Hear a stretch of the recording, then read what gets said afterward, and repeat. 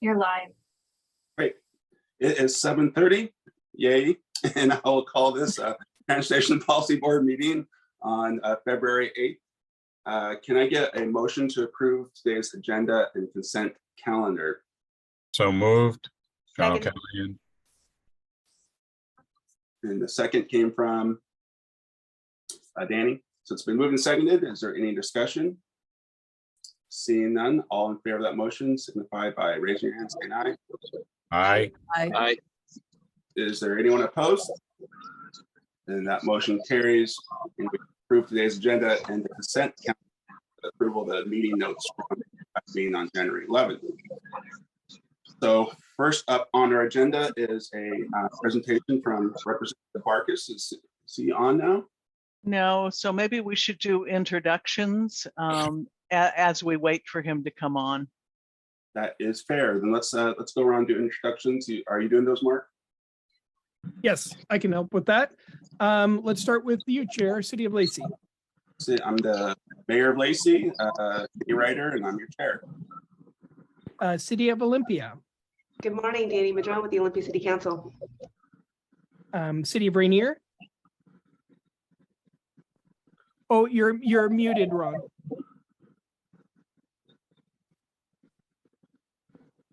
Oh, Ron Kemp, City of Rainier. City of Tenino.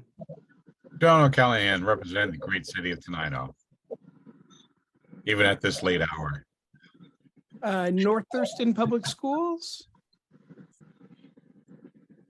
Garrett Kendall here, Transportation Director, North Thurston Public Schools. Thank you. Welcome. Port of Olympia. Joe Downing, good morning, representing Port of Olympia. And I see we've got a couple of people for WSDOT. So WSDOT, how about Steve and then Gaius? Yeah, good morning. Steve Rourke, Region Administrator for WSDOT. Good morning, Gaius Sonoy, WSDOT Olympic Region. Thank you. Business Representative Radcliffe Sinclair. Good morning. I'm Renee Radcliffe Sinclair, Business Representative. Our Emeritus Representative. Hi, this is Pete Kamout. Good morning, everyone. Morning, Pete. And Community Rep Millar. Morning, Travis Millar, Community Representative. Okay, I'm now scanning to see if anyone else joined while I was going through. I do not notice any chair. So if you're here and I didn't call you, please speak up. I don't see anyone else either. Okay. Want to go around and do some staff? Katrina, could you handle that? Well, actually, before we start with staff, Andrew just There's Representative Barkus Barkus. here. Maybe we'll come back to staff after he's done. Okay, great. Thanks. Thank you. Hey, Andrew, I know we're tight on time, so I'm going to turn it over to you and give a quick presentation, and we'll have a couple minutes for some questions. We'll dive right into it. I know you're tight on time this morning. Good morning. I don't know what I'm doing, Andy. I'm just, I made it to my ledge office 1 minute late, so, but then the computer wouldn't start. So, all right. So today we're going to discuss who has the better beard, the mayor of Lacey or the good representative from the 2nd district. It's a competition. I don't know, Mark. No. I think, Mayor Ryder and I are definitely got it going on there. You're looking sharp like always, Andrew. Thank you. Hey, good morning, everybody. Sorry I was a couple minutes late. Traffic. Good lead in, huh? It's good to see everybody. I do have time. I'm not too pressed. So I want to give time for questions. I think it's the most important when I get a chance to see everybody in one kind of group.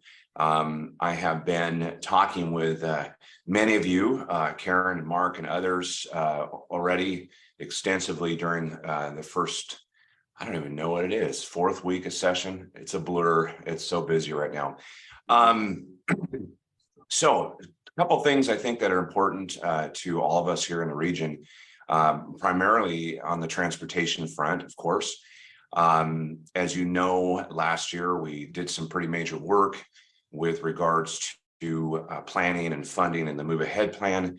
Now the work in front of us is to kind of figure out what we do with it, how to allot it and appropriate it and make sure that we're getting the priorities. There were some pretty big shocks and shock waves when the governor rolled his budget out. It confused a lot of people, including me, with what the heck? Why are we pushing projects back and delaying things and even remotely considering not holding to our promises to finish what we've started? We're getting a little clearer picture now as we've had many discussions, the chair of transportation, myself, kind of going over what the governor's priorities are and some of the logic behind it. Boils down to a couple things. One, the governor still believes, of course, that we do have a revenue shortfall over a long period of time. And there's some accuracy in that. Even though we did some pretty major things, we still have to look at how do we do this over the long haul, and something I've been talking about for quite a while: sustainable long-term funding without raising taxes, which is kind of at my core. And so I have dropped my sales tax shift bill again. I'm hoping to get a hearing. The committees are pretty clogged right now. What I'm hearing from a lot of my colleagues is that, hey, we're done. I don't know how many more bills we're going to hear, et cetera. The good thing about that one is it's necessary to implement the budget. It's a fiscal bill, so it does get a little more time past the normal cutoffs, which are coming up in the next few weeks. But that, I just want to kind of bookmark that, because some of the logic behind some of the move of this money is because we're thinking about some of the priorities of the governor, and the top is fish culverts. We did a ton of work in fish culverts.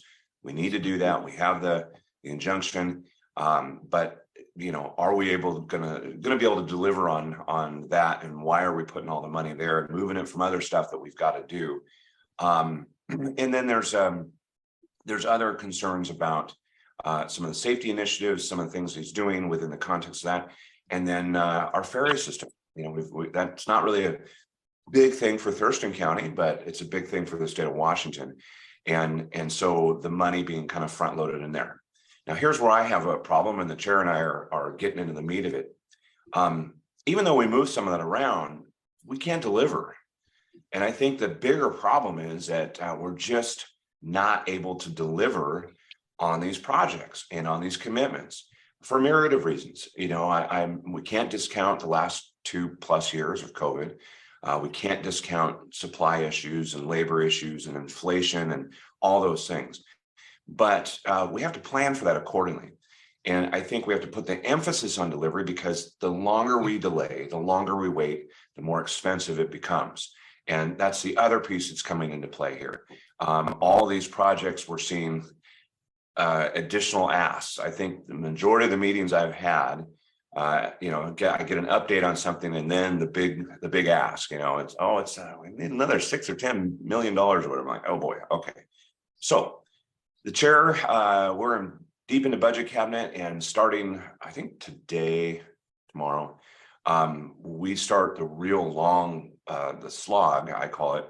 We have to go through all those projects. We have to go through all those things and mirror them up to our priorities and the legislature's priorities, and start to see where things are at. And I can tell you that the chair and I agree on priorities that are important to this group. Whether it's in Nisqually Delta, whether it's the key critical components of moving traffic through our region, through the construction of those roundabouts on the 507, 510, 702, the Yelm bypass. I know some of those people on this call that's very important. And those are priorities that are equally important to those in the state. I mean, many other regions have similar concerns. So we have to go through there. Then we have to look at where our dollars are as far as how we're doing within that context. And then the Move Ahead stuff, which is kind of interesting, because the governor, he kind of took his liberty on how to spend that, when in fact that is a 16-year plan. And so, it's pretty easy. You take X amount divided by 16, you put it in a year. That's how much you get in biennium. his math was a little different than ours. So we're having to go back through and kind of see on that. But it is important that we're doing that. Housing, of course, housing absolutely intersects with the transportation. I'm doing more housing policy than I have ever done, which says a lot because I've done a lot of housing policy. We have a great collaborative bipartisan, more than ever we've ever done. Representative Bateman, my partner from the 22nd, and I, we just passed out of committee the middle housing bill yesterday. So the second big step on that.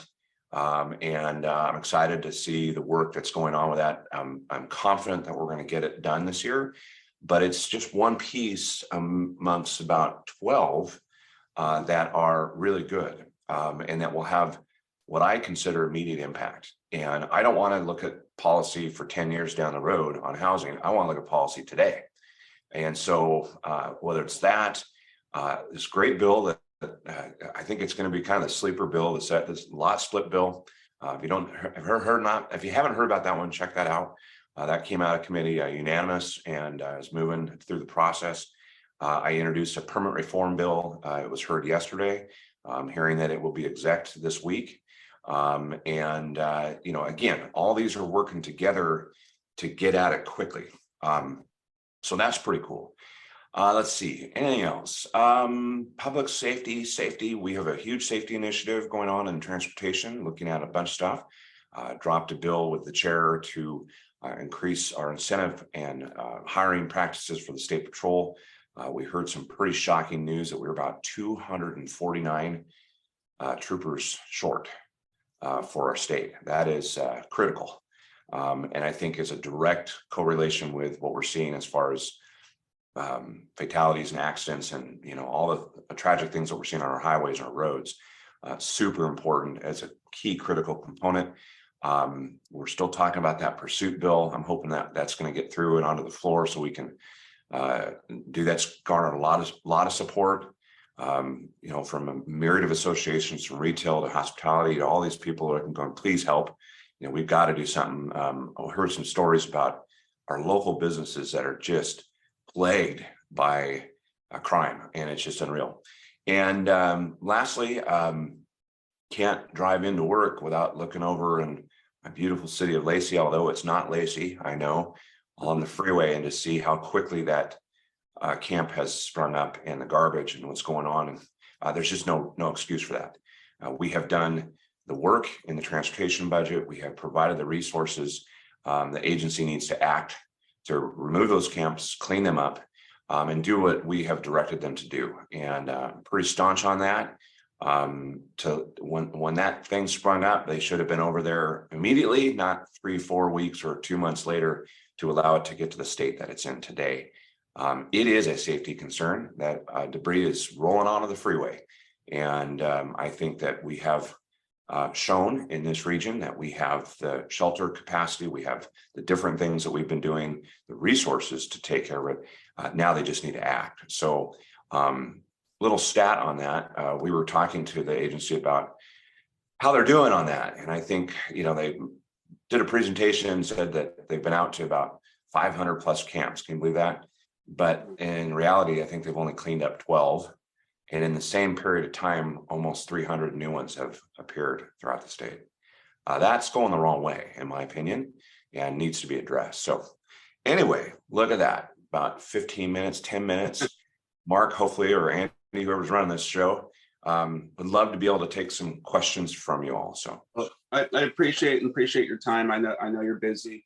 The one thing that you've heard from us in particular, of course, is thank you on the I-5 work, the Nisqually work, getting that funded.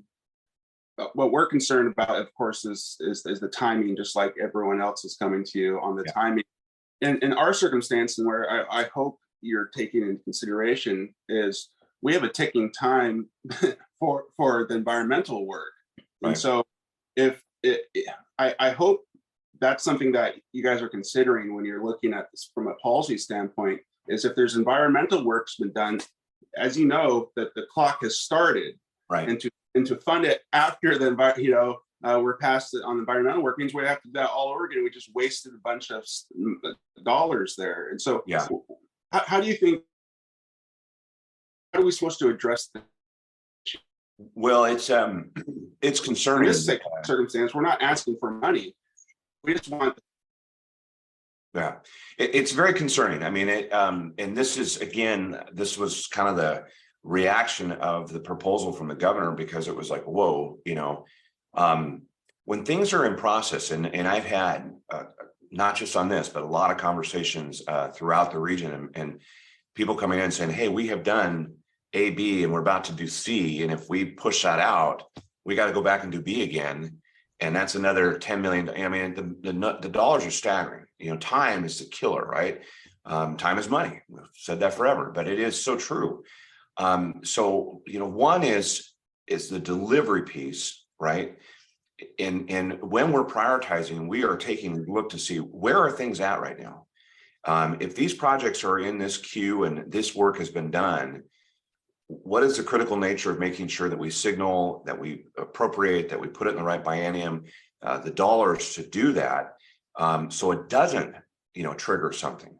And so that's that balancing. That's a very, balancing act of how to do that. I'm fully aware, and the nice thing about being the Rankin County Transportation and having this project, it's firmly implanted in my head. So when it comes up, I'm able to really address it. But it is, the Gateway project up north, 519-167, critical. The north-south freeway, Highway 12 over in the Walla Walla region. I mean, all these things, and they're all saying the same thing, right? Hey, we've done everything. We've been doing this for 10 years, for 12 years.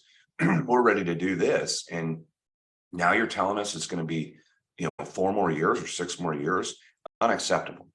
And so in that capacity, that's where I really think we're focused on this delivery piece, and also understanding where things are at. So fully aware of that. We'll do everything I can to make sure that it moves in that direction without screwing it up. Thanks. Is there any other questions from this group, or from Mark or Karen or anyone? Come on, you got me out of bed early. No, not really. Yeah, Andrew. John, how you doing? Good. You were talking a little bit earlier. I think the first thing you mentioned was mental housing or something like that. Can you talk a little bit more on that? Mental housing. Rental, maybe? Oh, rental. Middle housing. Yeah. Middle housing. Middle housing. We could use some mental housing too. I'm working on that too. There's not too many things I'm not working on right now, which is, it's overwhelming.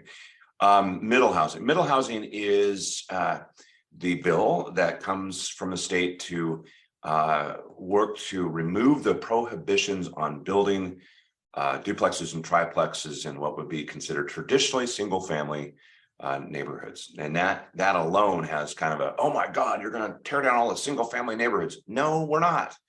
We're going to give the option, and the market will dictate that. But what we found is that over the course of time, and I like to call it consistent policy, I think there is a role for the state, and this coming from a more of a conservative, little bit, thinking when it comes to the role of the state, right? But we need consistent policy. And what we found is that there's barriers, right? And these barriers are put up through zoning. Some of the cities I'm speaking to here have been very advanced in their thought process, i.e. Lacey. I'm gonna always shout out on ADUs, right? And certain things. Hey, my ADU bill came out of committee, and it's moving. And it's the one I did 4 years ago. That's the really strong one that they kept killing. And I'm holding the line. I'm like, we're not watering this thing down. This is a good bill. These are steps to take to get at it quickly. So if we remove these barriers, like in the zoning aspects, and a neighborhood has the capacity to be able to add duplexes or triplexes, they should. And they should be given that ability to do that. The bill has changed, and as it came out yesterday, I encourage you to check. The sub was very well done. It changed some of the thresholds on populations and what cities do and some of the different things. Parking seems to be the thing that really gets everybody wound up, but I think we've got a solution on that. But like the ADU bill, I mean, why are we still arguing about one of the greatest things to get at supply quickest? And combine that with my lot splitting bill, damn, that's a good plan, and I think it gets at it, and I mean, this is the thing. We can't be talking about this next year or the year after or the year after. We can't. I mean, we have hundreds and hundreds of thousands of units short. I mean, our region is growing. We know it's one of the fastest growing regions in the state. And being somebody that's in the business, we need supply. The demand has not gone away. It's just I don't have the supply to be able to handle that demand. Well, thank you for that. And as you know, in Lacey, we've already passed your missing middle, so to speak, and Olympia's done that work as well. So we already have that within our codes, and so the rest of the state needs to catch up. And we wish you luck on that. We know there's a huge supply issue. In particular, there's a huge need for a more affordable housing. I appreciate the work that you're doing on that as well. Can you talk a little bit about what the state is doing? There's more affordable housing. Well, as you know, and I've said this as being somebody who's been in it, supply raises all ships, right? I mean, that alone will help with the affordability aspect. And that's been an argument. It's like, oh, you're just going to build more expensive well, builders build what the market will do. And I talk to builders, they'll build you whatever you want. But you have to make a profit. You have to be able to support your business, et cetera, et cetera. And you got to pay for it all. It's not cheap, right? So we've got to find ways to, one, shorten the time frame, two, incentivize. There's some other programs out there. As a matter of fact, I think we might be running one today off the floor about existing buildings. It's a pretty cool concept. My good friend, Representative Wallen, she and I work together on a lot of this policy. And this allows for the multifamily tax exemption credit to be applied to existing buildings. So say you own a 20-unit apartment building, and you go, wow, I could make 10 of those units affordable if I could get my costs down a little bit. We'll lower your property tax. We'll do a few things here that lowers or increases the affordability rate on those units, right? So anytime we can get at this, 20 to 25%, we've got to lower the cost of building in order to get units at a cost as a price point. And there are programs, some of which, they're going to be tough. We've heard increase the dock recording fee. We've got a REIT tax being proposed. We've got a referendum for $4.5 billion that's going to blow the hell out of our bonding capacity in the state of Washington. We got all this stuff. I heard a stat yesterday. We've spent $2.4 billion on homelessness. Has it worked? It's not necessarily a money thing. It's a priority. It's how these things are applied. So I'm a firm believer in incentives. I'm a firm believer that, there is a role for the Housing Trust Fund. We can build certain things within the context of the state, but it's the most expensive product out there. I can also tell you that from fact. So I think we need to encourage the private sector with public-private partnerships. How do we do that more? And listen to our builders, and the developers are saying, hey, we're not the enemy. Help us. We'll build you whatever.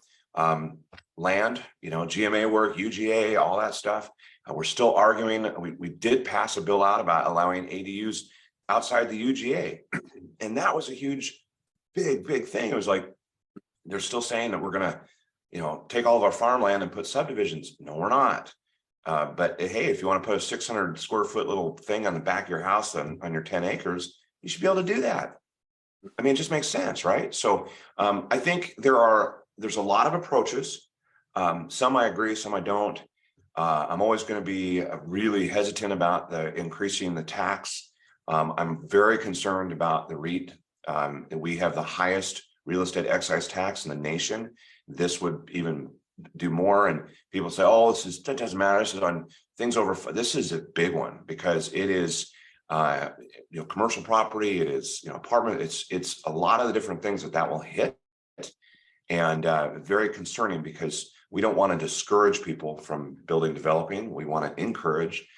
So we have to find that balance. Thank you. I think we have time for one more. Brian, I see your hands up. Unmute yourself there. Yes. Quick question. It's on transportation and you covered it and I'm going to just harp on it, the 510 loop, the continuation of getting that done. I'm noticing that I-90 18 interchange, that diamond that they're looking at wanting to do, that came in way after the 510 loop. It's in the process of being started right now. How is it that we can get ourselves into that process to get the 510 loop completed? It is in, I mean, I don't know much more to say on that one, Brian. It's in the process. I mean, all the plans are there, the stuff is there. We've researched it, we've studied it, we've got all those things, the Yelm bypass. It needs to be prioritized and funded and then built. It's pretty much at that simple point, but we're working on it. Hey, I want to say one more thing real quick, Andy, because I just popped in my head, which is, we're still getting going here this morning. A bill was introduced yesterday. I highly encourage you to check it out. It has to do with the airport, our favorite issue. Mm-hmm. And it was dropped by Chair Fye, Representative Dent. I think I'm number 3 or 4 on it. It stops the CAC, the commission, and it restarts a process by changing the format, really kind of what it should have been, taking into consideration all of the concerns and timeframes and environmental and partners and community outreach, everything. It does not displace the fact that we need to look at our transportation network, but it also adds in a very one that I know will make Karen smile, a regional component of transportation of the future. So we have to look at all the interconnectedness of it. Citing a mega airport in my backyard is not going to happen. So anyway, it's a good bill. I highly encourage you to read it, and then please, as a unified voice or individually, let people know. We have actually a little bit of a long road through the Senate on this one, because there are those who do not want to change or stop the process. And if you heard the interview with Chair Fye, we also have a nuclear option, so we'll do whatever we got to do. But I'm hoping that this is a bipartisan again, but there are those that are kind of hell bent on, hey, we've already started this, let's finish what we started, type of thing, which I understand. But in this case, the process just was not good, so we need to redo it. This bill is the vehicle to do that, and we're going to get it fast tracked through committee and hopefully get it up for a vote quickly, and so it can get in the process. Well, it seems like the easiest political move in the world. No one wants an airport in their backyard. So we appreciate your help on that, and we'll keep an eye out and obviously support that as much as possible. Is there anything else on the Transportation Policy Board? Any other questions? Thank you. I would just say that I will send out a link in the after meeting summary, a link to some of the bills that Representative Barkas mentioned, so that you can see what they are. I'll try and find ones with bill reports so they're easier. You don't have to read the whole bill, but I'll send out some information. It usually takes about a day or two after the bill is introduced for bill analysis to be done, and the fiscals follow whenever they're running slow. But I dropped a bill yesterday. It was kind of funny because I don't typically do so much damn policy, but I've been working on this bill. It's a graffiti bill. I'm sick of graffiti, and all it does is it allows the courts the discretion to do community service for those who are caught, and some accountability measures. I think it's a good idea. Many people think it's a good idea. I've got a Representative Donahue, a Democrat co-sponsor on it, but I was told by the chair of the committee he's not running any more bills, but I dropped it anyway, so it's in the queue. But it was funny when I got the number, it was Bill 1800. That means it's the 800th piece of legislation dropped this session. I'm kind of embarrassed by that. You guys get back together and you just throw policy out all over the place. I tell you, it's like getting the band back together. It's so much fun, but it actually it's a great point, Andy. It has been it reinforces everything I've said. You cannot do this job like we're doing right now. This is the people's job, demands the people to be together. And more stuff has happened in 20-second conversations in hallways and the wings and committee and that's why you see this, because it's an abundance of these ideas and all this stuff. And there's some good, there's some bad, but in my opinion, especially in the arena of some of the housing stuff that we're seeing, We couldn't do the magnitude of the work if we weren't together. And, you know, there's a lot of those conversations that have changed the dynamic and direction. And that's 30 seconds, you know, and that just didn't happen over the last 2 years. So, Well, thank all you, right. Mike. Really appreciate you and all your work you do for the region and our transportation network. You know, we know it. We say it all the time. So thank you so much. And we'll let's get together soon. I'd love to. Yeah, absolutely. Thank you so much. You guys have a wonderful day, and we'll see you up here on the Hill. Sounds good. So we are in the middle of some introductions. You want to finish up with staff? Sure. Well, a little over, so we'll go quickly, but I do want to make sure before Katrina goes through all the staff, some people who are on early noticed that Crosby Carter has joined us, and that's because I'm super excited to say that Crosby Carter has joined us as an associate planner here at TRPC. And a lot of people have worked with Crosby in the past. She has worked with the chamber as the coordinator for Thurston Thrives. She's worked with Thurston County, with City of Olympia. She's currently and has worked as in real estate. And so she brings a huge network of people that she already knows in this area, and also brings some experience. We just talked to a lot about housing. Crosby has a lot of housing experience, so that also brings some depth to our planning bench that we haven't had as much. So I could not be more pleased to introduce you all to Crosby Carter. Great. Well, thanks for being with us, Crosby. We really appreciate. Of course, we all know all the great work you've done in the area, so we're very lucky to have you at TRPC for sure. And now I'll hand it to Katrina to go through all the rest of the staff. Thank you. Good morning. So in addition to Mark, myself, and Crosby from TRPC, we have Berlina Lucas, Dave Reed, Paul Brewster, Sarah Porter, Veronica Jarvis, Karen Parkhurst, and Dorinda Merrill. From IT, we have Ann Freeman Manzanares and Jessica Gould. From City of Olympia, Michelle Swanson and Sophie Stimpson. From the City of Tumwater, Mary Heather Ames. From the City of Lacey, Martin Hoppy. And from Thurston County, Matt Unzelman. And if I have missed anyone, please feel free to speak up. I think that's everyone. Then let's now go into our public comment period. We do have one person who signed up for public comment. Do we have that person? He's not online.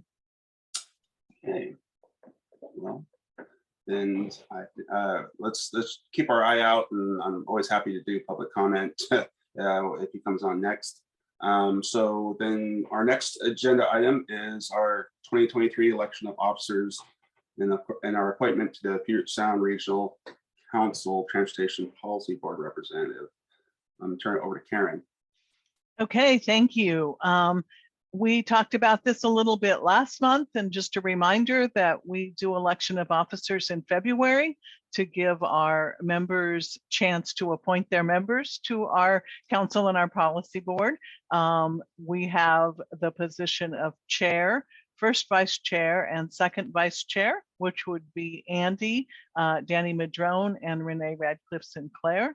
All of the members of your officer team have agreed to continue to do this good work. If you're interested in that, Representative Madrone did say that if someone was really wanting to do it, that she wouldn't be offended if someone wanted to run in that position. We have received no written nominations, which is not required in our bylaws, but we do allow that to happen. So no written nominations have been received. And then once we finish the elections, we can talk a little bit, but I just want to make sure that we say the other is an appointment to serve as a member on the Puget Sound Regional Council Transportation Policy Board. So we're looking for someone interested in doing that. And so we'll deal with that right after the election of officers. So I will turn it over to Mayor Ryder to entertain nominations from the floor. I will open up nominations. First is for chair. Are there any nominations for chair of the Transportation Policy Board? I believe John O'Callahan has his hand up. John? Yes, just for brevity's sake, is it possible that we can just nominate the three of you as a slate? And if so, then that's my nomination. Is there a second? I'll second it. Well, then it's been moved and seconded to nominate myself as chair, Danny as vice chair, and Renee as second vice chair. Are there any other nominations? Any other nominations? Are there any other nominations? Then I'll close nominations. There's a motion to, in a second, to elect myself as chair, Danny as vice chair, and Renee as second vice chair. All in favor of that motion, say aye, raise your hand. Aye. Aye. Is there anyone opposed? And that motion unanimously carries. And thank you very much for your continued support. And I know Danny and Renee appreciate it as well. So next up, we need to figure out our Transportation Policy Board representative to the PSRC. Is there anyone? Can you tell me again when that meets? It meets the second Thursday of the month. It's in the morning. I think it's 9:30 to 11. I have it in front of me somewhere here. I can find it, but it also, they are hybrid remote meetings, so you do not need to travel to those meetings. Although just know that if you wanted to travel to any of the meetings, that there is reimbursement for your travel that we can provide. So it would just be looking at the agenda, looking at attending the meeting, listening, and weighing in on the importance of some of the issues they're dealing with to our region as well. Sometimes we have to say, hey, there's some people south of you here that might be impacted by your decisions. And so we're looking for someone who would be willing to make that commitment. Commissioner Mejia is the second on this, and she has agreed to stay as the second person on it, but she is not interested in being the representative. So, you know what? I'll do it. Okay, Andy. I second that. I'll third it. I'll do it. I'll do it. I was a representative for the Growth Management Policy Board there or the other side for a while, but I'll step in and do this. And Chair, just to offer, I too would gain some benefit from seeing their meetings from time to time. So if ever you need a spare and Carolina is not available, I'm happy to help cover that as well. Okay, let's work that out. Let's maybe do it every other month there, Mark. Does it sound like okay. Thank you. Great. Well, thank you. Do we need to officially vote on that? Sure. I'm just curious because we didn't, and I don't want a member of the audience to text you and let you know that we didn't officially do something. It is an appointment rather than an election. Yeah. So I believe that the chair has the power to appoint someone. That's correct. Even if it's himself. Yeah. So. That's right. That's how we've done it in the past, is I've done the appointments. Then let's go on to our school walking route maps.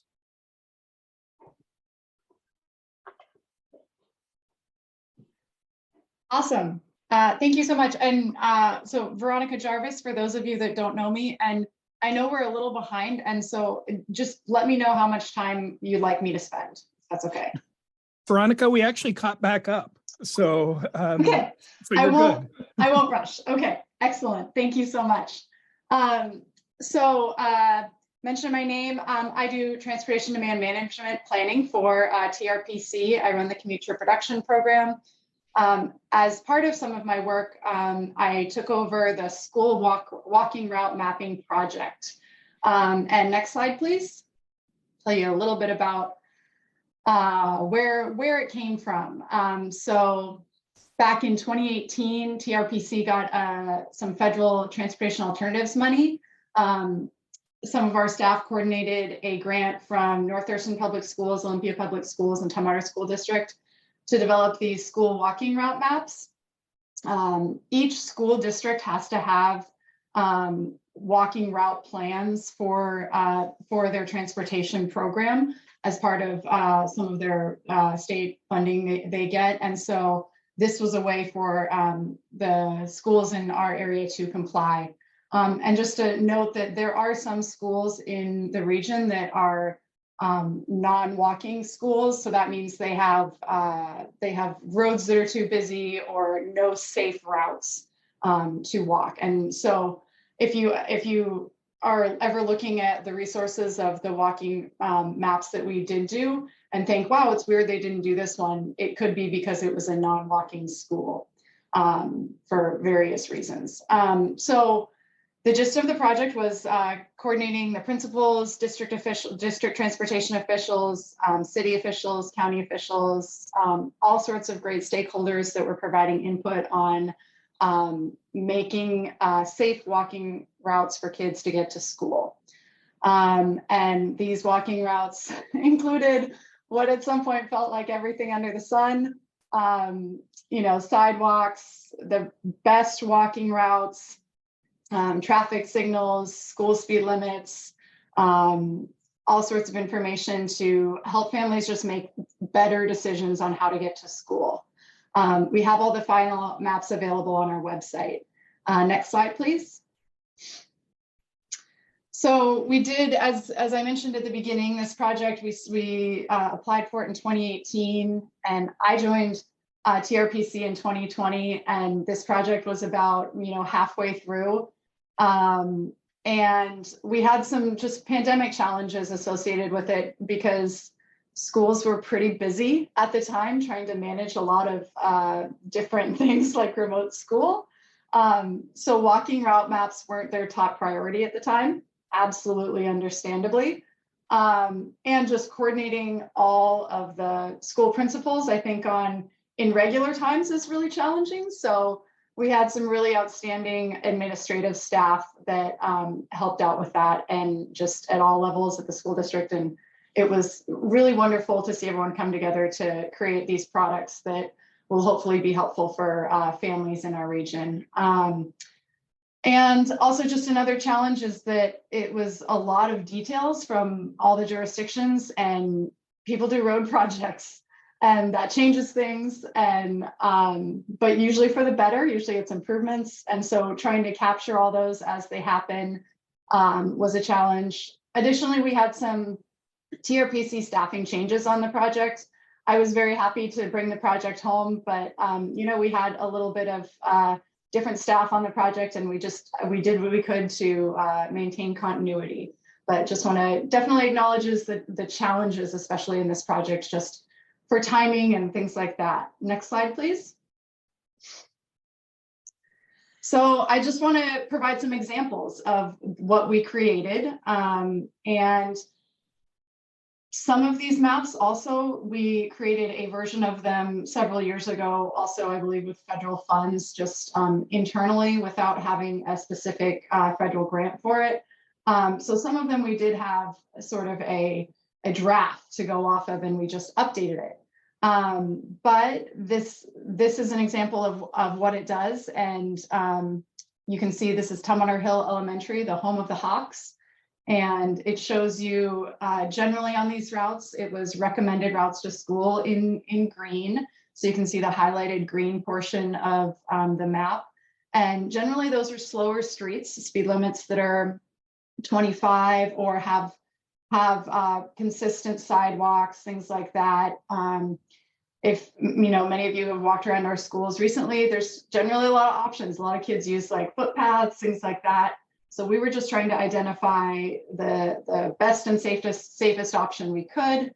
And it doesn't mean you have to take that way, but here are some options. And then the blue circles on the map are crossing guard locations that the school provides a crossing guard in the mornings and afternoons.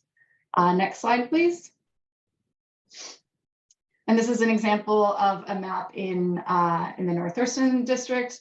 I did realize after I put this presentation together that I only chose the Hawks. Turns out every school district has an elementary school whose mascot is the Hawks. But this is Lydia Hawk Elementary, who are the Hawks also. And you'll see the green lines again showing the recommended routes. And just to note too that these were created primarily for families that go to school every day and things like that, but also those that have a meeting at the school after hours, anything like that, just making those available to the community, we thought would be a good resource. Next slide, please. And then this is an example over at Hanson Elementary School. And I think maybe it was a little less apparent on some of those other maps, but we did try to show the school speed limit zone of 20 miles per hour and where those were. So really also trying to go, some areas have the rapid flashing beacons in those, or the flashing beacons for 20 mile per hour, and some say when children present. So trying to decide where to put those kind of things, those were the kind of high level and very granular details that we were trying to work through to decide what to include on the maps. But in the end, we expect families to make the best decisions for them, but just trying to provide some transportation options, which is what I do in my job, and I do love it. Next slide, please. So, we got a bunch of stakeholders together and talked about a lot of routes to a bunch of different schools. And there were a lot of great people taking notes and talking about things that could improve. And I just wanted to show a couple of examples of when sometimes the principal would say, oh man, that's a really challenging intersection for our kids. I wish there was different infrastructure there. I'm not saying that we or anyone else provided specific funding for this. A lot of times what happened was some of these projects were in transportation plans in the area, and they maybe got moved up or reprioritized because we did realize that they were impacting a vulnerable section of our community, which is, young kids walking to school. So the first picture you see there on the left-hand side is the Pioneer walking path onto Carline Avenue. And this path was there before, but it was wrought with a bunch of tree routes and tree routes. And when they looked at how many people were using that, it was just huge. I mean, 100 kids could use that in a day. And you had kids biking over it going like this. So the city of Olympia stepped up and smoothed out that path, made it excellent for walking and biking, and that's an asset to the community as well. So those kind of improvements are something that, yes, it absolutely helped the school kids, but it also helped the greater community also. The next one here in the middle is at Tumwater Hill Elementary. There's some housing developments going on just right there at the corner, and this is the corner of Barnes Road. And I forget, right at Tumwater Hill Elementary, I forget the road name, but they had plans to install a flashing beacon for the crosswalk, and they hadn't yet. And it was one of those things where I think they moved a project up a little in order to make it safer for everyone. And I just went out and took a picture of the construction and process, and I was scheduled to give this presentation a couple of months ago, and so I imagine it's done now. I haven't been up the hill. And then right there on the right-hand side, in one of the meetings, someone mentioned, oh, hey, this route used to be have a dead end, and now it's a through street. It looks like we need to update some of the speed limits in there. And the city of Tumwater proactively, since it was some neighborhood streets, they went and made the speed limit in that area 20 miles per hour. And just slowing down traffic generally is something that really makes it safer for walkers and rollers. So this was also a good discussion that produced some great results. I'm happy to take a quick question, Garrett, if you want. Yeah, real quick. Nice to see you again. Yeah, you too. So we are coming up on our biannual walk zone review this year. So pending changes to any of our existing walking paths, Is that something that we can reach out to you to have these updated? Yep, we're happy. And I'll touch on that a little here at the end of the presentation, that we're going to do some updates for folks as those come in.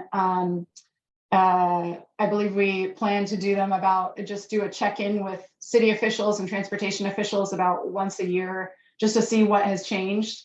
Because as I said, sometimes road projects really provide a different picture of the walking routes to school. So yeah, great point, Garrett. I'll talk about that a little more in a second. Next slide, please. So exactly this with the maintenance plan. We did all the work creating these maps, and then figuring out how to keep them current is a challenge.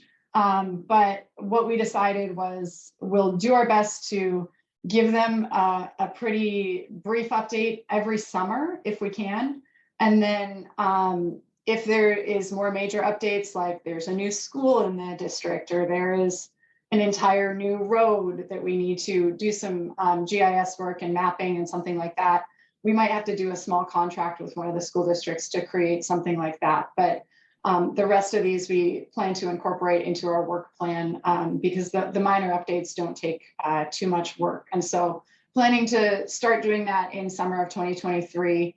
And then we'll provide updated maps to the school transportation directors so they can use them for the upcoming year to pass out. A lot of times they're available just at the school counter in the front, so people can grab them and go, and they're available as a link on all the school websites and then also on the TRPC website. Next slide, please. Just some takeaways from the project that I want to mention is that the discussions that were had, I only was able to participate in a few of them, but prior to me, the great discussions happened between all these partners, and those were really valuable. And I want to make sure we're finding ways to continue having those check-ins between the school district, the city officials, and planning staff. I think, to me, I am pretty new to planning, but it didn't feel like maybe some of that was happening to a large degree before. And I think that continuing those conversations more frequently is a great idea, just so everyone can check in on plans. Hey, we're citing a new school in the next 15 years. How are we going to plan for transportation? Those are really great discussions to have and really help with the long-term planning for our communities. And I think that's my last slide, but Berlina, yep, I'm happy to take questions, but I also would like to mention an opportunity associated with school walk route mapping. All the schools in the districts in the area have walk and roll opportunities. They have like a walk and roll day once every month or every couple months. And I would love to invite the TPB and TRPC Council to come out and walk and roll with the kids and the parents to school. The police officers usually show up. Today, my kids are actually just heading there right now with my husband, and the police officers hand out cocoa. It's a really sweet and great community engagement effort by the police departments, but also just a way of bringing people together and showing how great it is to walk to school, walk or roll to school. And I think you can't do much better. Interstate Transit does an excellent job with the walk and roll program. So I'm mentioning that because after this meeting, I plan to send out some options for getting involved and visiting some of those events. If anybody is interested, I think that you will have a good time. It's always sunny on walk and roll days. I promise. Sometimes it's liquid, but it's always sunny. So I will follow up with some options for that. Also, Interstate Transit does a really cool Earn a Bike program and some other bike programs that they'd love to have you come see. So I'll send out some options for getting out to see some of the great stuff going on in our community. Any questions? Yeah. Thank you for that. I participated in the walk and roll days several times over the years, so that's always nice. I guess what I'm really curious about, and I guess it shows on your map a little bit about where are the the major gaps where we do not have a safe sidewalk on these, walk to school.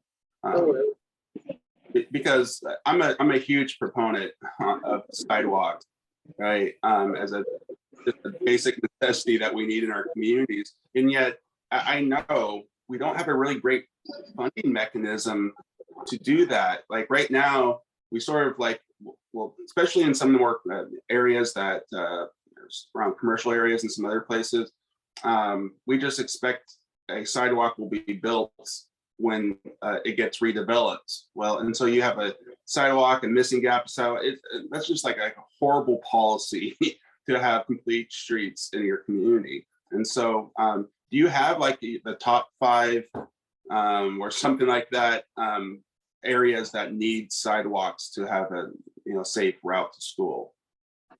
I think that the school districts and the city transportation officials absolutely have that information generally in our communities. I know I worked most closely as part of the Olympia School District and Tumwater ones, but they have a very nice mapping of their sidewalk network.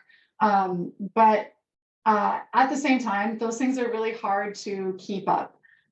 If there's a crack in your sidewalk, if there's a big tree root growth in your sidewalk, who reports that? Those things are tough to maintain, but the cities, I think, are doing their best to maintain those networks and know where the gaps are. So I think those are definitely available. And if not, the principals absolutely know. And I think someone's, okay, thank you. But if you wanted that information, I'm sure we could get that from the city of Lacey for you and the transportation officials. I think Garrett, I don't know if you have that information at your disposal, but I think the city usually takes the lead on that stuff. Okay, and Pete, you have your hand up as well. Yeah, just a quick comment, Veronica. Thank you for that presentation. The question I had is really related to missing, not so much missing sidewalks, but missing connections within neighborhoods. There's a lot of places I know, certainly Lower and Upper Tumwater Hill are not very well connected. And I noticed that on one of the other maps as well. Seems like that would be a logical follow-up as well to this. Is there going to be any further discussion of trying to identify some of those missing connections and potentially try and incorporate those into future plans? To my knowledge, we haven't made additional requests to carry on the work besides doing the maintenance plans.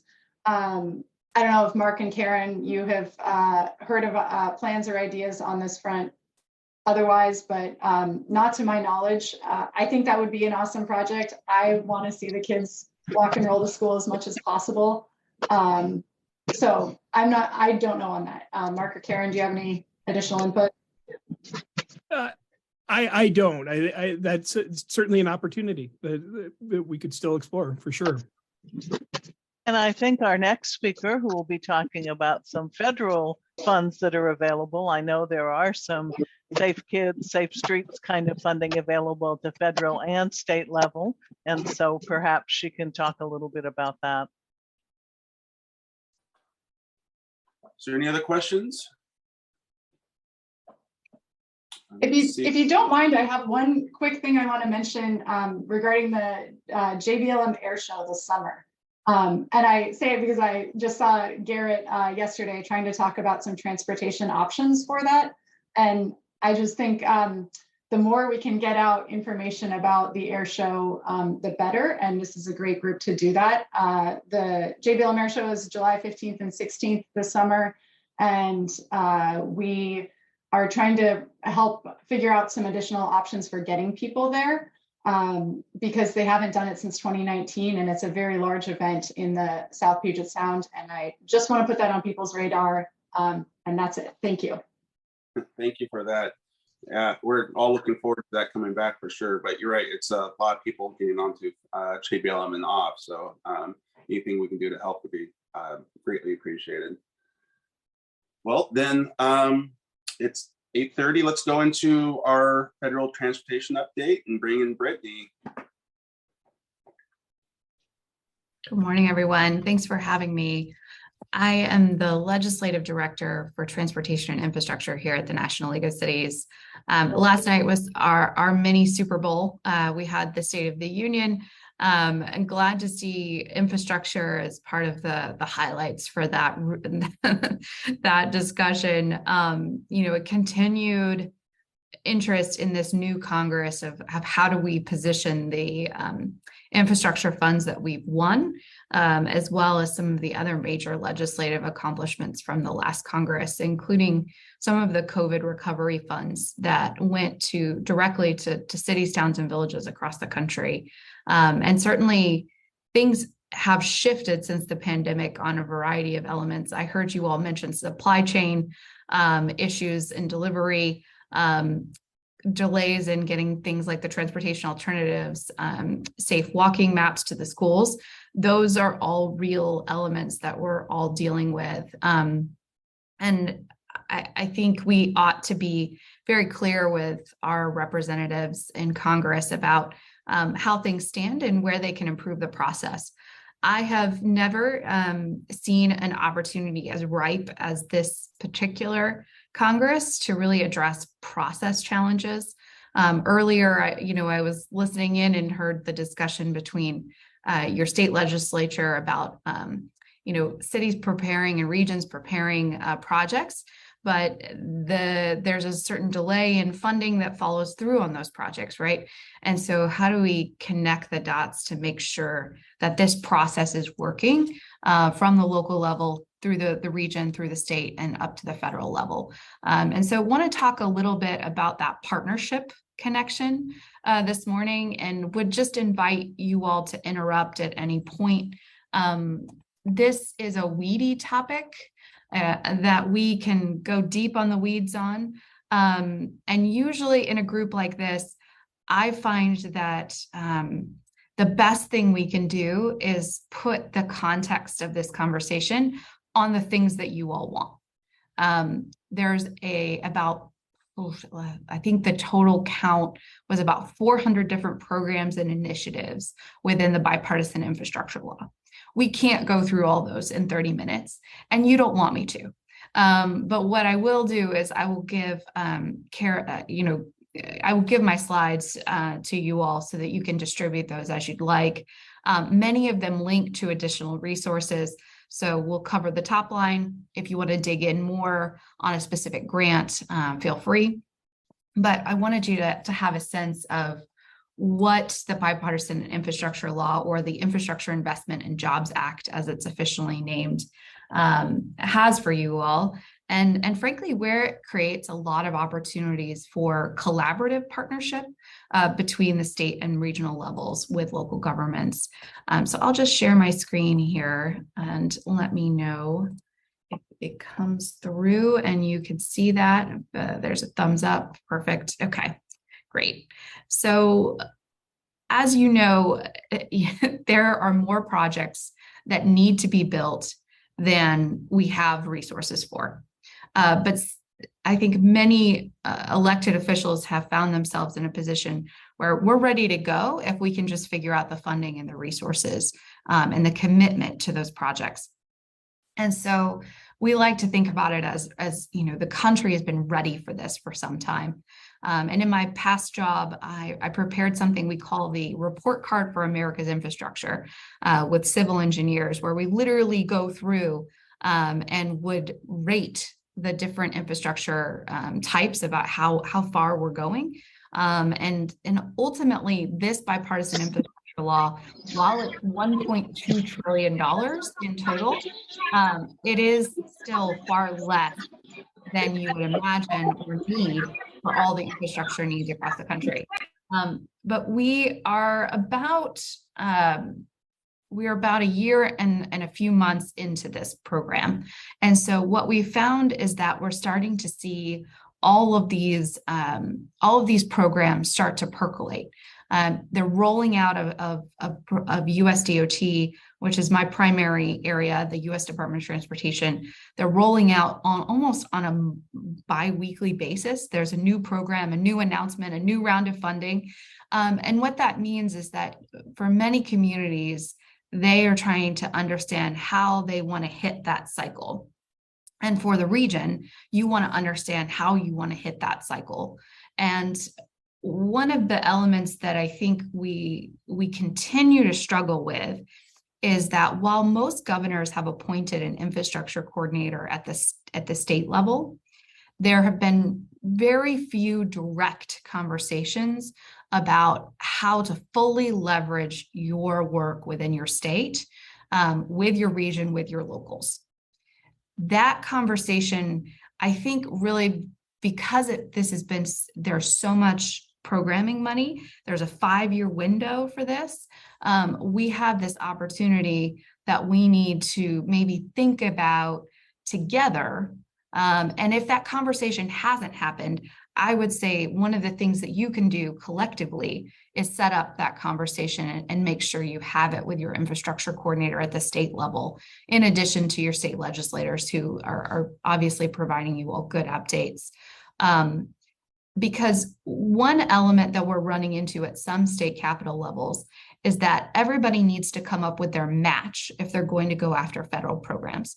Traditionally, that's about 20% of the total program cost.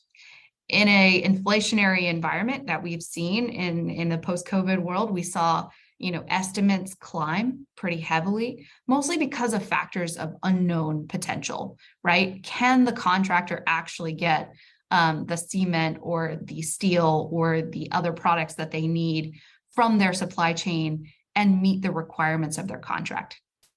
And so we saw some of those estimates come up high. If you're seeing that, I think that's always useful for us to hear, so we can understand maybe where we can work on those supply chain issues, because if you're experiencing it, someone else might be. But also, it's a really good opportunity to think about the parameters of contracts, in case you can make some savings happen by being a little bit flexible in how you calculate your prices, and what risk you're asking your contractors to take on. But in the local, regional, state partnership element, you're going to have very big buckets of infrastructure investment. I think this is just a nice way to see all of the different areas that the bipartisan infrastructure law covers. It is significantly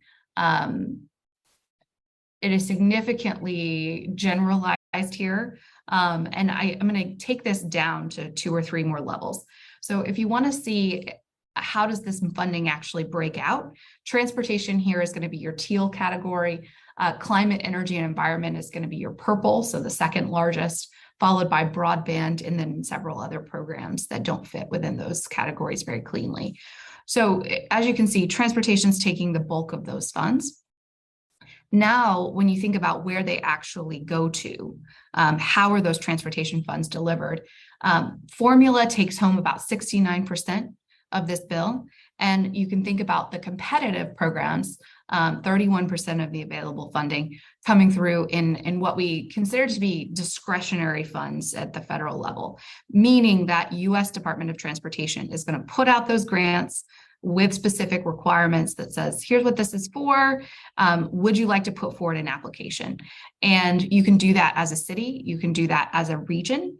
You can do it as a multi-city a proposal. You can get creative with your county.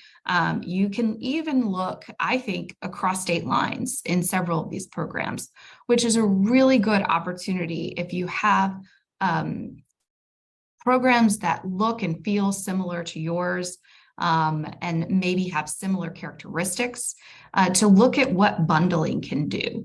And so we think about the formula funds as primarily going to your state partners, and then there's the various ways that they distribute those funds down to you. But there's also this competitive change within this bill. And that is truly one of the most important things for you to consider, because Congress has basically provided in these competitive funds a shortcut for the most valued projects, the ones that truly are deserving and have a lot of benefits for the community. The competitive discretionary program is a way to get ahead of the queue that you see in the states, where it's a laundry list. The state infrastructure the State Transportation Infrastructure Improvement Plan is usually a laundry list that can never be fully funded, right? And your MPO provides input into that list, but it sits there and ultimately, process, you go up the chain as it relates to both safety and as it relates to priority. And so discretionary funds give you another way to get to the top of the list very quickly. I wanted to put these on the screen for you just in case it's helpful to you. Many of them are programs that you probably have heard about before, but these are top discretionary programs that many communities are looking at. These are highly popular among all of our cities. Safe Streets and Roads for All, as was mentioned, is a true, I would say, jewel within the bipartisan infrastructure law. It is direct local funding to do local safety transportation projects that can save lives and keep people in your communities and on your roads. The work that you're doing with your school routes, absolutely the type of work that these type of grants can use. And we'll talk a little bit more about those. You have the Rebuilding American Infrastructure Sustainably and Equitably grants, RAISE. This is a program that has had many names, but ultimately is a big competitive pot of funds that cities have used to do really transformational projects. There we go, we'll get that out. And those transformational projects can be regional, they can be bi-regional, and again, at the state level as well. Many of these RAISE grants are very competitive though. And so you want to be really thoughtful and strategic if you want to go after this program. We also have a brand new program called Protect that is not yet out yet. It's still to be announced. It is probably one of the best combinations of transportation and resilience or transportation and water oriented projects that we've seen. Really interesting. There's also been 2 or 3 broadband programs that are very helpful, although most of the broadband programs are flowing to your state. And then of course you have your brownfields revitalization. Many of you are probably familiar with those programs. Those have existed for a while, but got a plus up. And then the energy efficiency and conservation block grants. Those are key grants that you can use to really go after those environmental and sustainable practices with all types of things. But one of the things that folks are talking a lot about is the electric vehicle investments that are going on right now.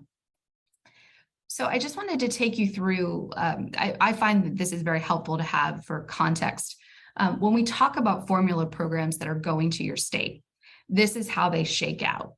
The largest bar here, the NHPP, is going to be your National Highway Performance Program. And that's going straight to your states to protect and to maintain your highway system, right? This is almost purely for that highway system. The next block is the Surface Transportation Block Grant. And this is critical to both communities and to regions because it is the most flexible pot.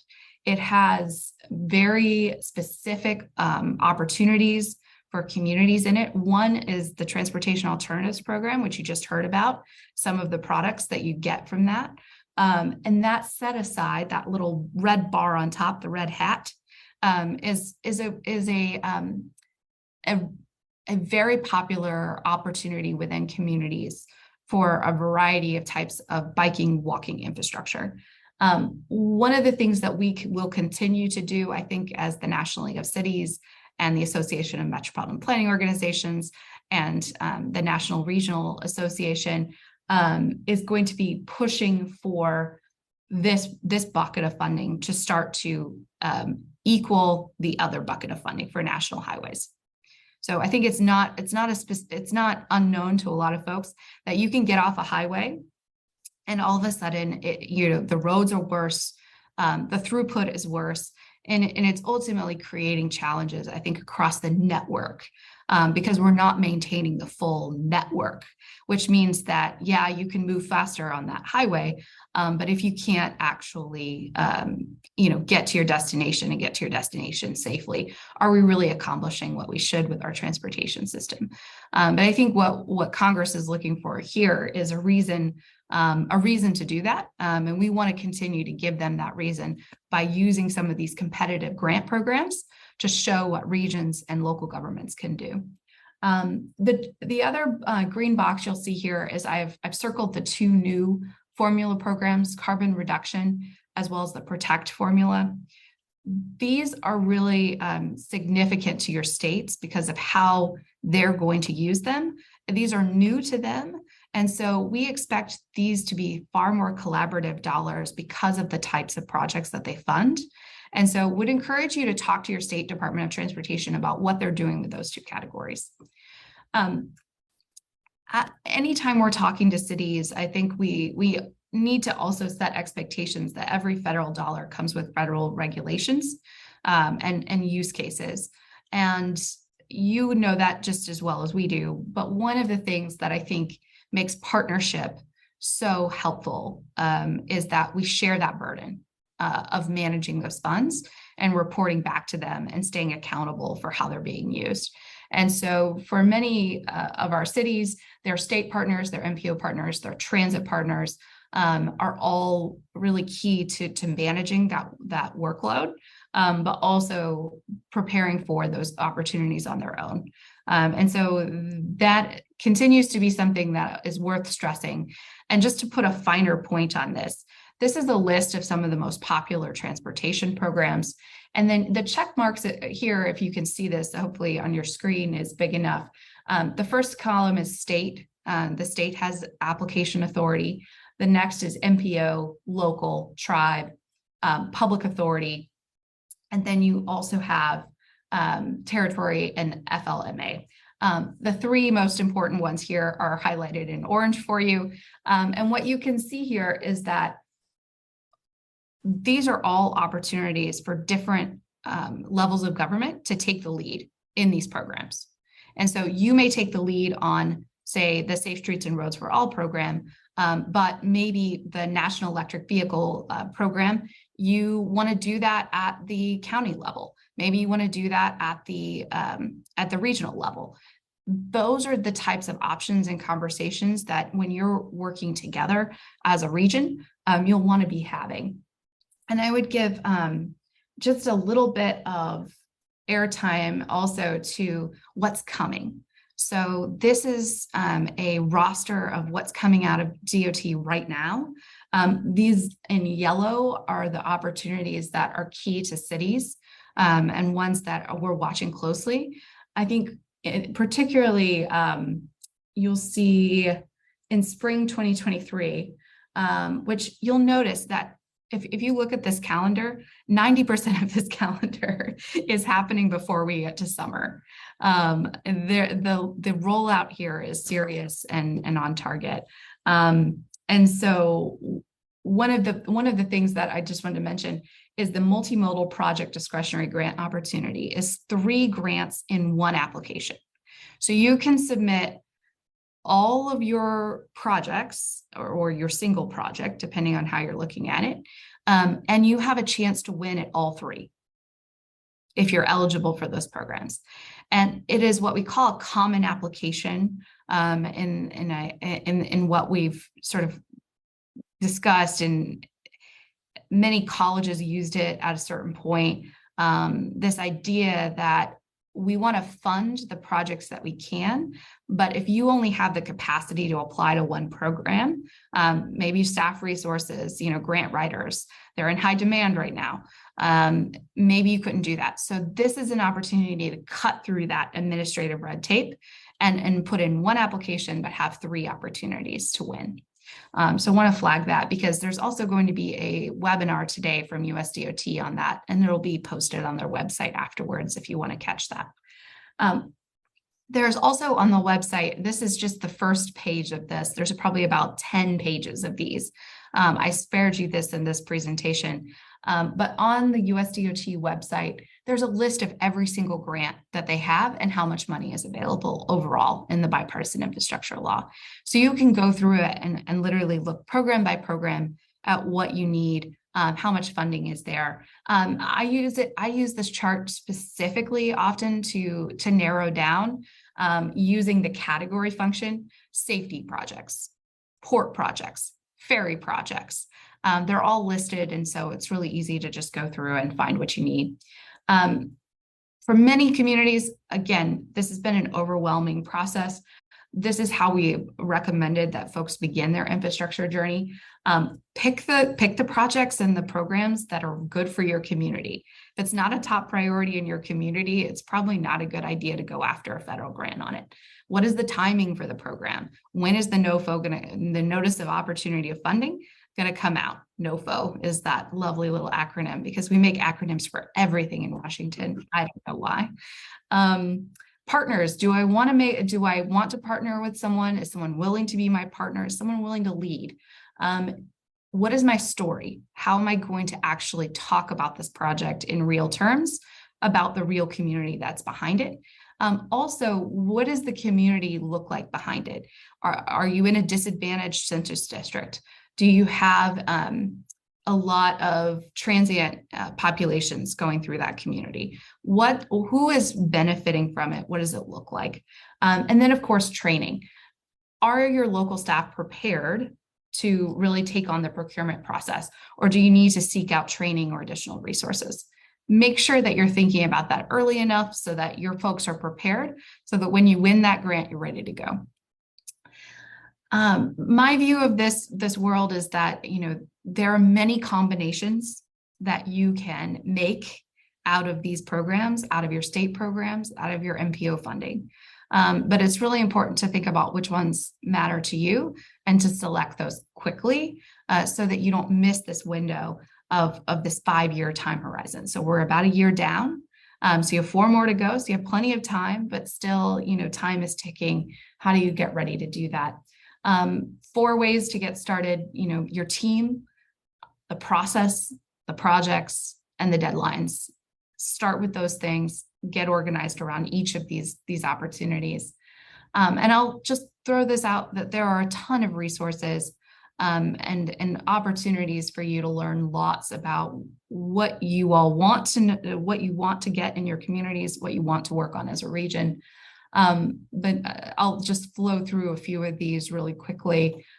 Ready to Rebuild is a webinar series that's available from NLC about each of these programs, highlighting early information about what you should know.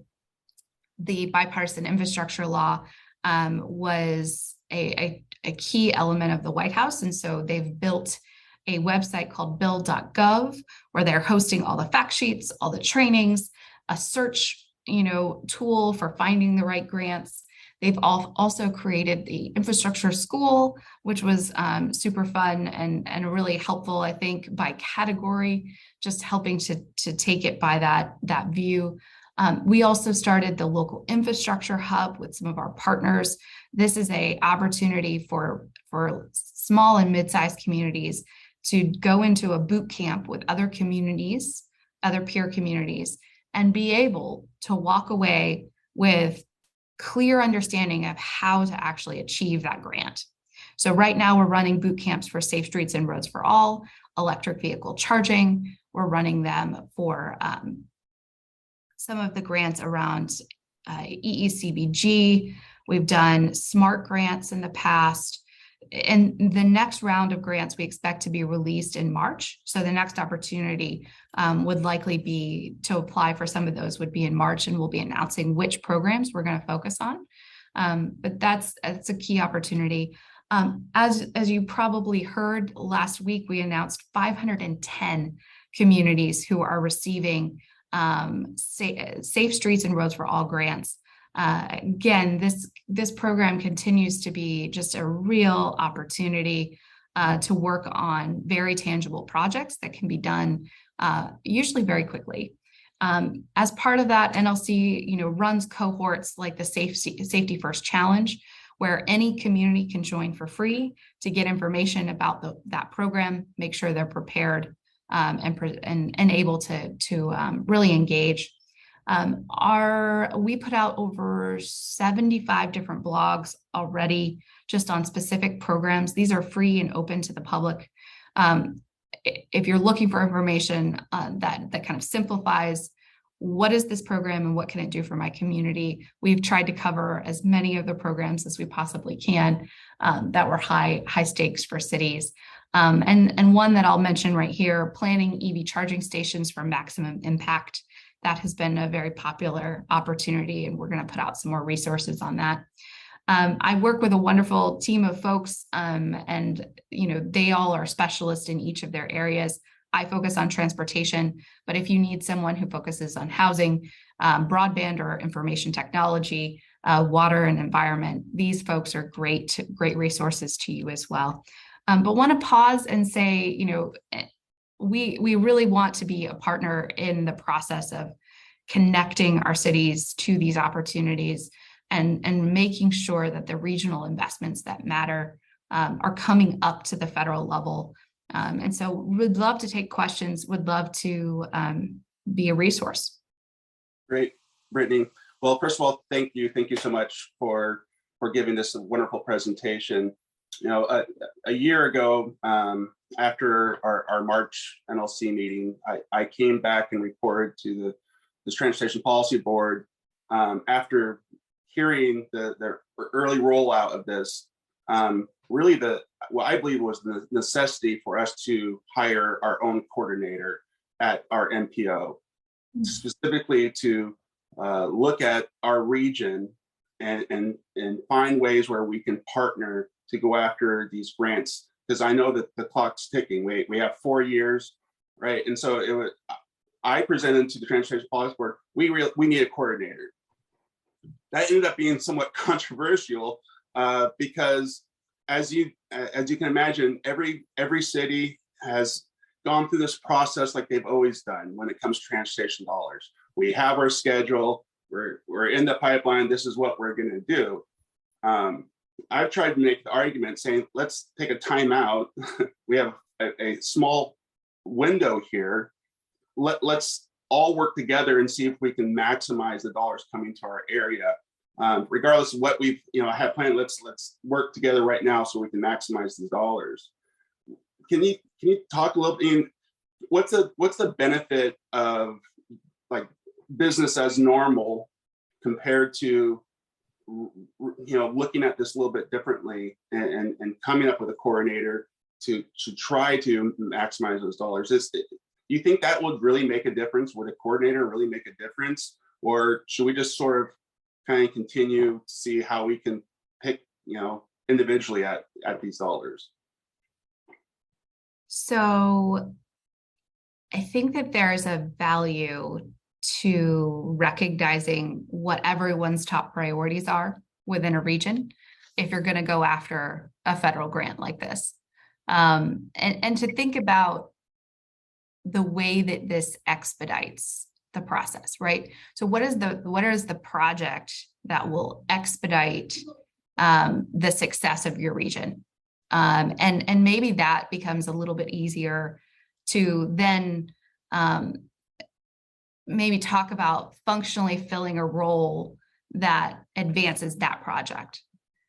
We've seen that in a lot of infrastructure initiatives across the states, even before the IIJA passed, is you would ultimately have someone who's functionally motivated to centralize communication and decisions that moves that project forward and pushes it into the federal pipeline and makes every effort to get to that successful grant award.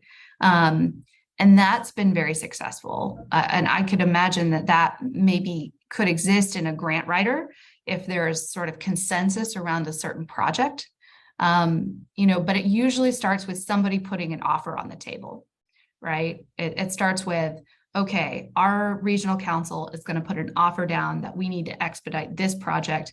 We will be a partner 50% for a grant writer. State, will you participate? Region, city. And that can be, I think, a very valuable way to move it. I would say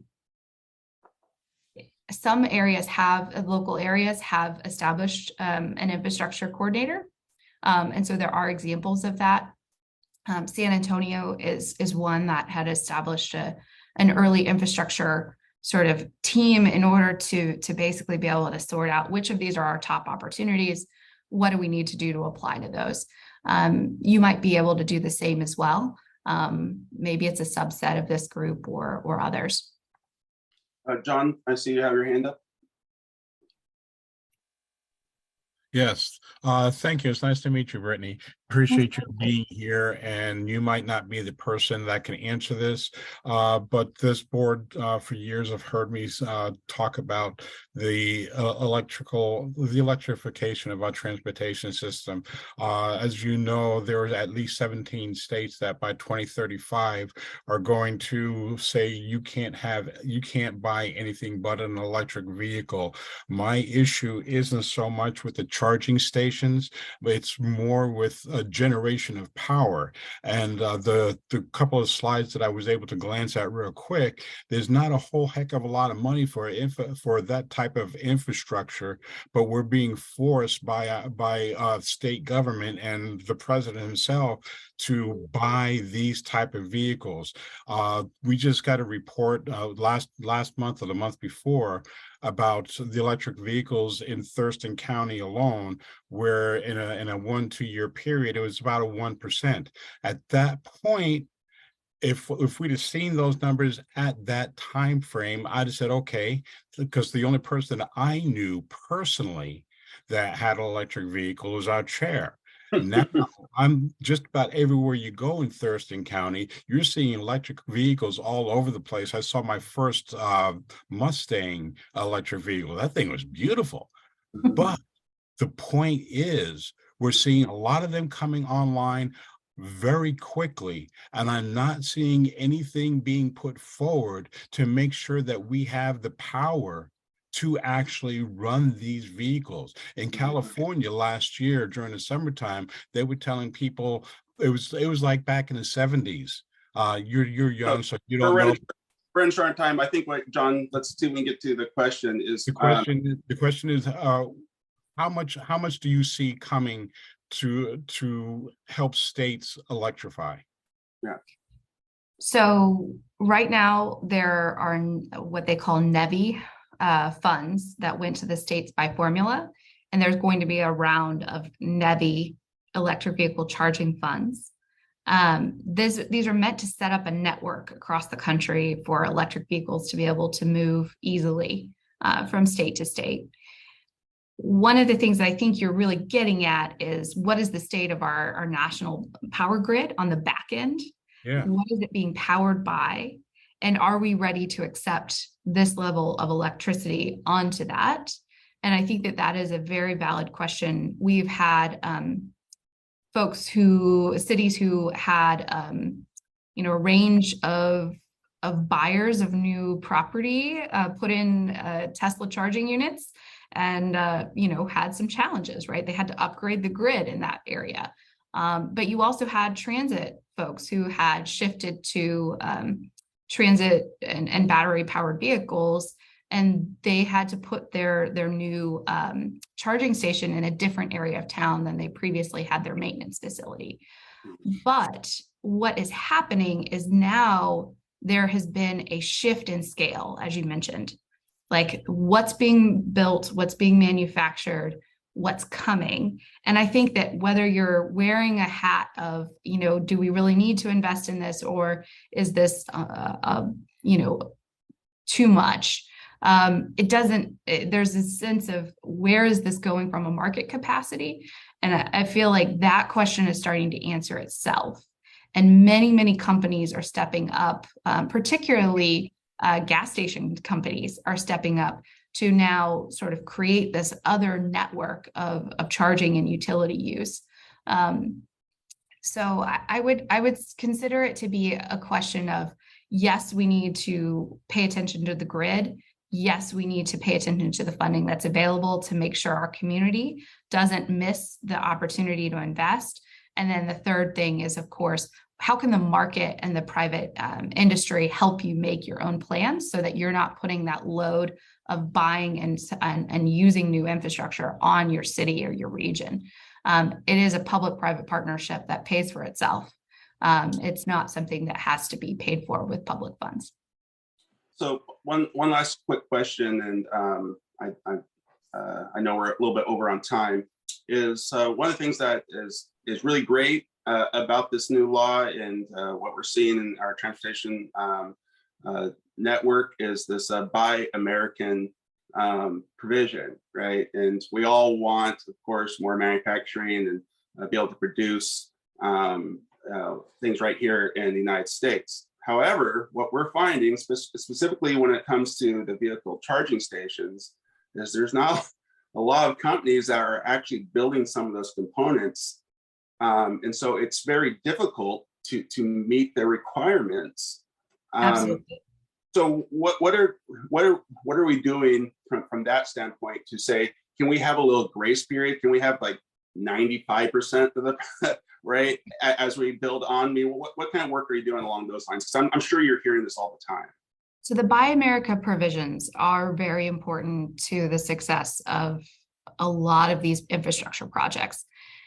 What I would say is if you are experiencing any type of shortage of suppliers that can meet those goals, what we do is we talk to USDOT about a waiver.